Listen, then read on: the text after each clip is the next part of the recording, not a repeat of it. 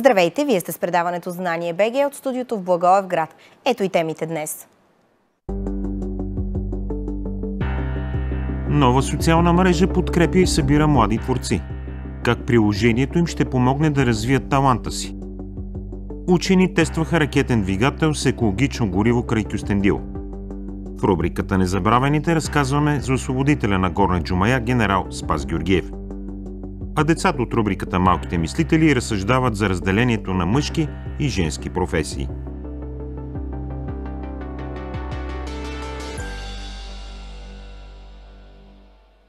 Младежи създават социална мрежа, която да обединява творци от България. Представители на различни изкуства ще се опознават, ще обменят опит и идеи във виртуалното пространство, а в Благоевград ще бъде обособено място, където ще могат да излагат произведенията си и така да популяризират творчеството си.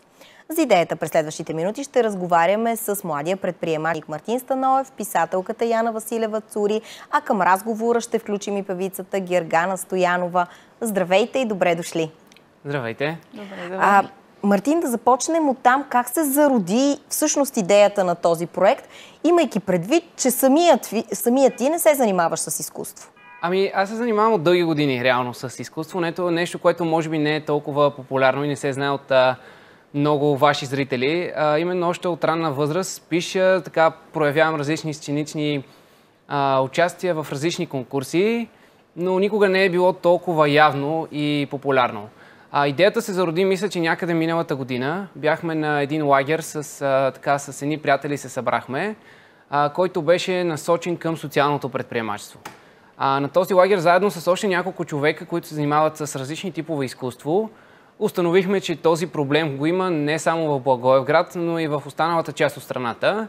След това се допитахме и до хора в чужбина и направихме щателно онлайн проучване, което всъщност установи проблемът на световно ниво, че не е само тук в Европа, има го и в Щатите, и в Азия. В какво всъщност се състои този проблем?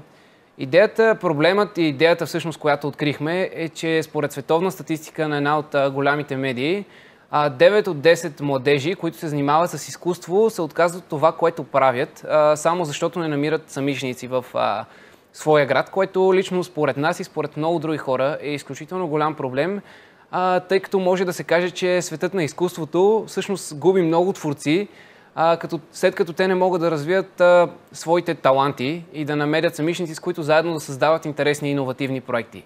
А на какъв принцип ще действа новата социална мрежа? Социалната мрежа ще действа така на един по много интересен начин. Тя ще бъде разделена на категории. За момента имаме 5 основни категории, които са писане, фотография, актьорско майсторство, музика и рисуване. Това са нещата, които отделихме като най-важни за момента, като платформата ще работи на база локация, за да може по максимално точен начин хората, които се занимават с изкуство, искат да открият самишленици, с които да обменят опити и идеи, заедно да създават проекти, да се откриват максимално лесно в голяма близост. В пространството. Да. Госпожо Василева, вие всъщност сте млад автор. От колко години пишете и колко книги сте издала до сега? Благодаря за комплимента. Може да се каже, че пиша от малка, още от ученическа възраст, но това може и да не е точно така, защото порива, за да напиша първото си стихотворение, беше провокирано от любимата ми учителка и заради нея исках да й подаря, да я зарадвам. И след това минаха години и към 2011 се отприщи вътрешния ми порив за писане. И от тогава насам до този момент имам издадени 7 книги. Най-вече желанието ми за писане се отприщи също така и по време на COVID-пандемията, и след като намерих самишленици в лицето на литературния клуб Порив.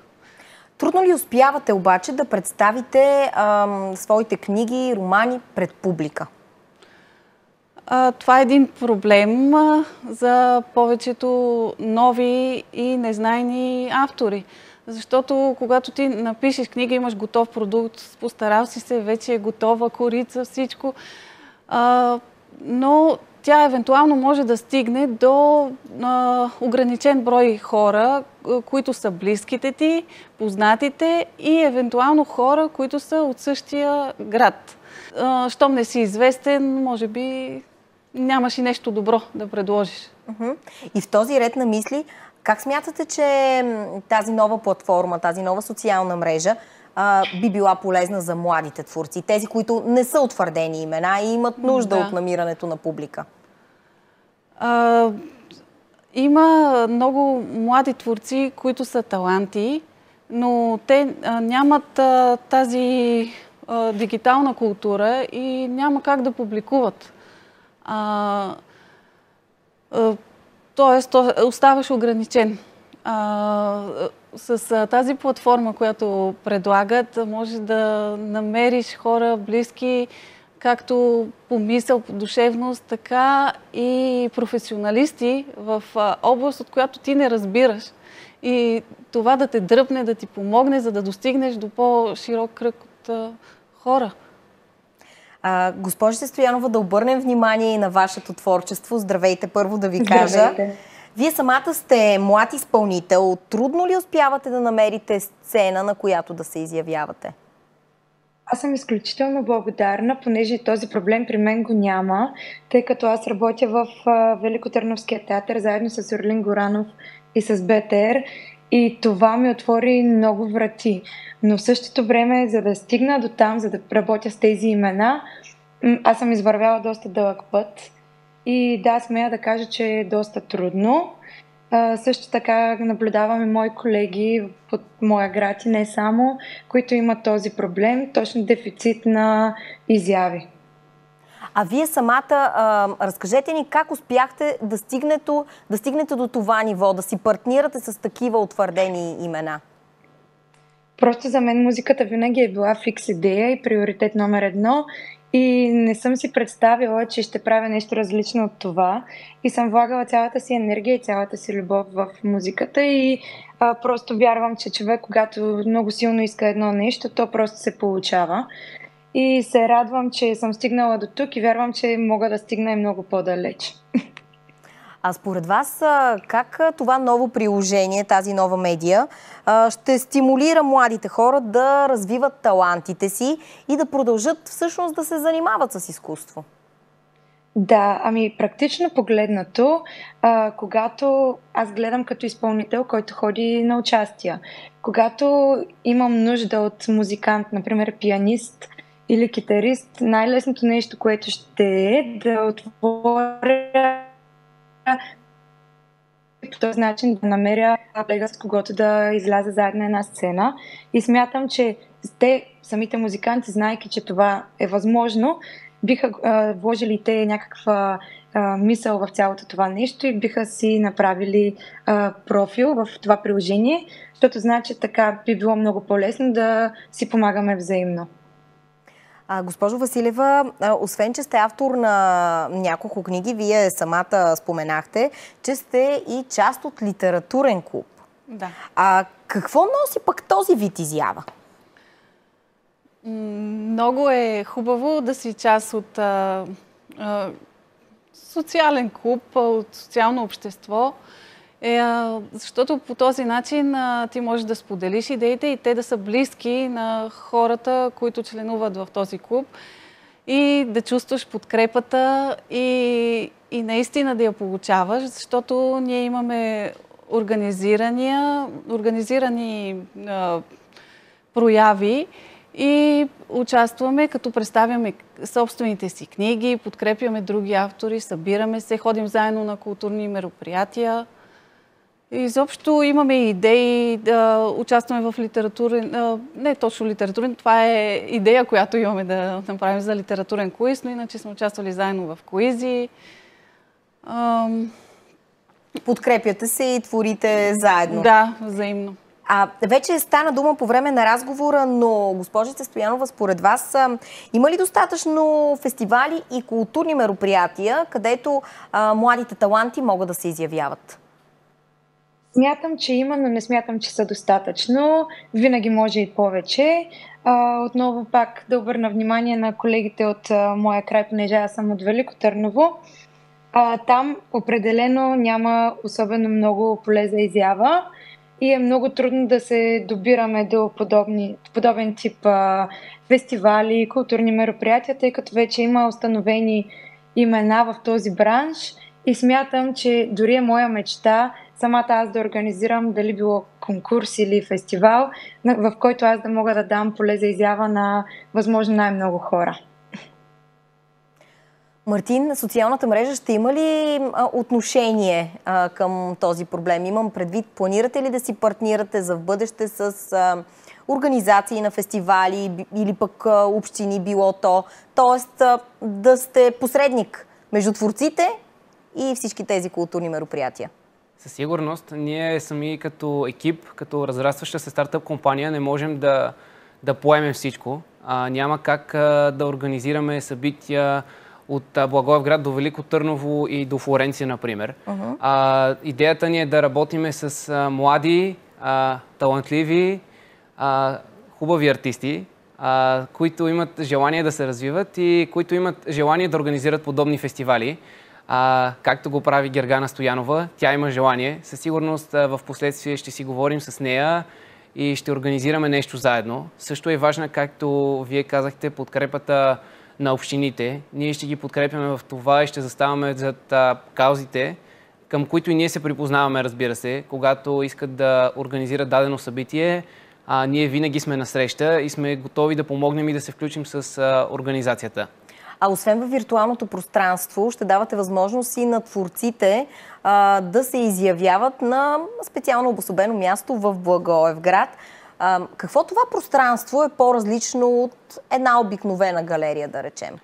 Истината е, че това пространство е нещо съвсем различно. Освен на социалната мрежа, в която хората ще имат възможност творците да се запознават виртуално, нашата мечта е да създадем едно общество, което да може да споделя идеите си, да ги реализира. От тази година имаме удоволствието всъщност нашата компания, споделеното пространство, да се помещава в Мощанската къща. Най-старата оцеляла къща в Благоевград. И заедно с Надежда, която е домакинка на къща Стопанката, да работим заедно, за да може заедно да развиваме изкуството в Благоевград и младите творци да има къде да творят. По-различното нещо, което е, че може би ще се докоснат така до техника, до която самите те нямате достъп в къщи. Едни от най-модерните инструменти, техника за снимане на подкасти, възможност от широки пространства, където да организират по-големи мероприятия с обем до 20-30 човека, така че да бъде спокойно за всички. Това е, може би, по-различното, като идеята ни е да се разширим в цялата страна.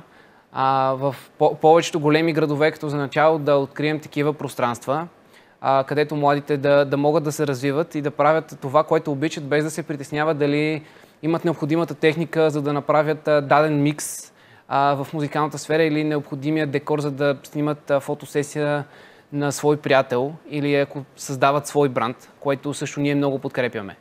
Тези бъдещи намерения звучат доста мащабно и няма как да не възникне въпросът за финансирането.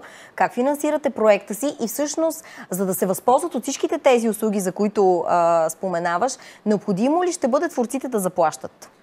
Идеята е, че подобни културни проекти се финансират изключително трудно, но пък, както знаем, културата е много важна част от нашия живот, от нашето ежедневие и тя е, може би, нещото, което ни спасява.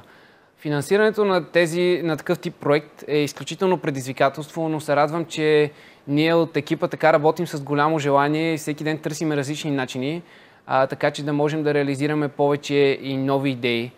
Платформата ще има, разбира се, безплатна версия за всички хора, които искат да я използват, но същевременно ще има и платен абонамент, от който хората ще могат да се възползват, като, разбира се, той ще има доста голяма добавена стойност и ще бъде на символична цена, която на месечна база излиза почти нищо. Относно споделените пространства, там, разбира се, тъй като имаме закупена техника, имаме друго оборудване, няма как да бъдат изцяло безплатни.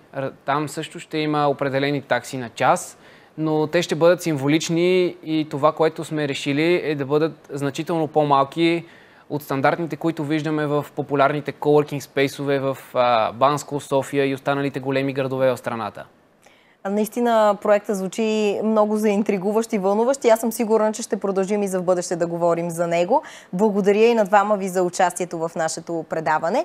А ние продължаваме по темата за новостите и иновациите.